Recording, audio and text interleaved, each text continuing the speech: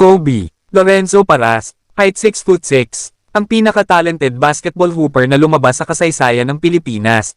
Your head around that play. McDonald's instant replay. And you know what, Christian?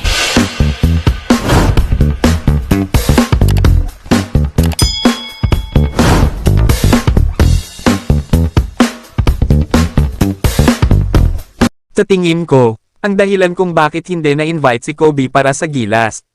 Dahil masama ang loob ng mga namumuno dyan kay Kobe. Dahil very vocal si Kobe sa pagsuporta sa mga best prospects ng PBA na sa abroad na lang maglaro at hindi sa PBA. Kobe Lorenzo Paras, height 6'6", ang pinaka-talented basketball hooper na lumabas sa kasaysayan ng Pilipinas. May height na 6'6". Parang guardia kung gumalaw na may flawless shooting range from perimeter at outside range. May athleticism na bihira lang sa Pilipino makita. Ilang beses na din niya ni-representa ang Pilipinas sa global stage ng basketball.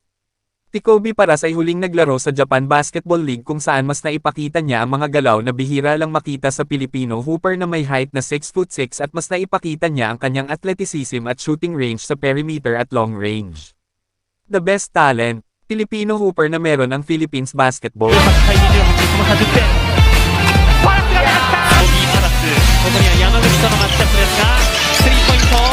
Sa tingin ko hindi totoo yung mga sinasabi nung marami.